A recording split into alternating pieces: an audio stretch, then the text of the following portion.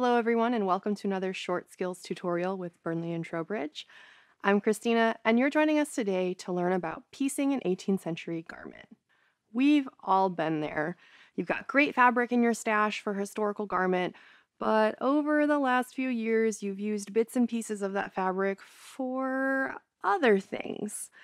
So when you go to cut out your pattern, eek, you don't have enough fabric, or do you? The great thing about the 18th century is that folks really like to get the most out of their textile. So piecing, which is literally just taking scraps from your cut pieces and using them to fill out your pattern pieces so that you have enough fabric, was actually very common. In fact, some garments almost always have piecing because it was the easiest way to get the most economical use of your fabric, so minimal waste. With that in mind, today I'm going to be demonstrating how to incorporate piecing into your own sewing using a pattern, and I'm going to be using the B&T wrapping gown pattern. But this technique can be applied to any pattern, 18th century or otherwise, wherever you'd like to piece your fabric to get the most out of your textile. Now, if you're working with a non-solid fabric or one with a nap, yes, you can still piece, and no, you don't even have to be matchy-matchy about it. Some 18th century garments were even pieced with two floral prints that had a similar colorway but weren't actually the same. And they don't even always match the nap either, although some pieces do have pretty decent matching too. So the moral of the story is you can be as particular as you'd like to be with this. Match as much as you please, but know that in the 18th century, they weren't necessarily obsessing over it all of the time.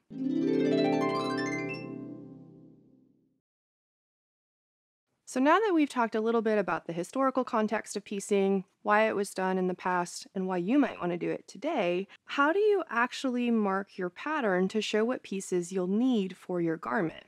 One of the easiest ways to figure out where your piecing should go is just to lay your pattern on top of your fabric, like so. And in this case, since I'm making a wrapping gown, I've pre-folded my fabric using the cutting instructions in our pattern for the sew along. I'm working in half size, so this really would fit on the fabric, but for the sake of demonstration, I've folded my fabric so that the pattern piece doesn't fit. And I'm going to take my pencil and mark a line along the spot where my pattern runs off of my fabric. And this might happen on the sleeve as well.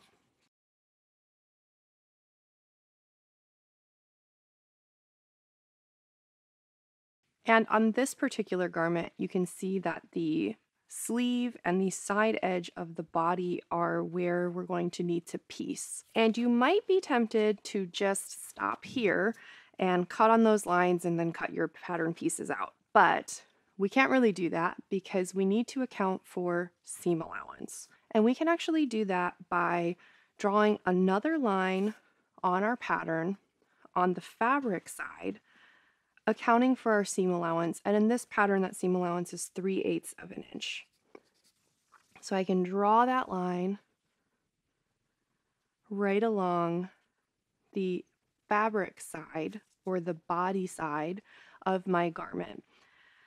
And that line is now going to be my stitching line. So the original line that I drew is going to be my cutting line for the body.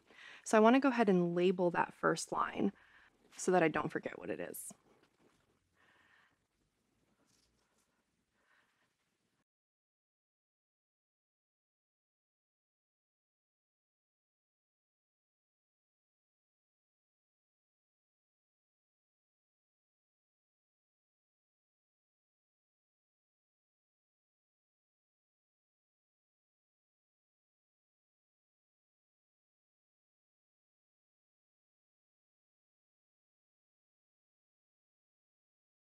Now for my piece that is off of the fabric, I want to have the same stitch line as my body, but I'm going to need to give this piece seam allowance also.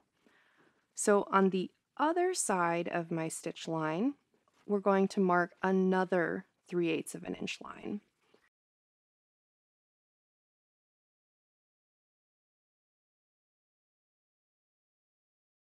And I'm going to label this one to cut for my piece or my side piece attachment line.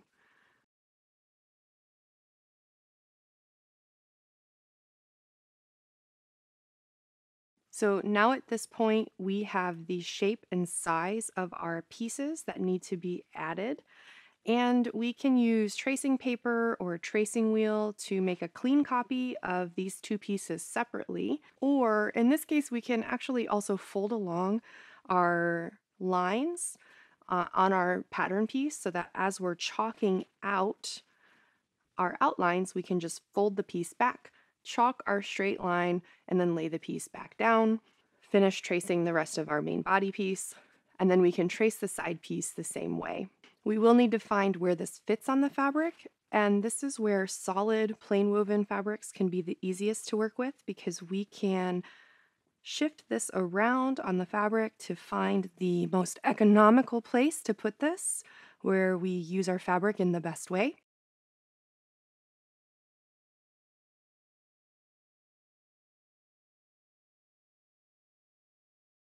And then once we figured out where we want this to go, we'll fold that back, trace it just like we did the body, chalk that piece out. And once we've chalked our pieces, we can cut them out and seam them up.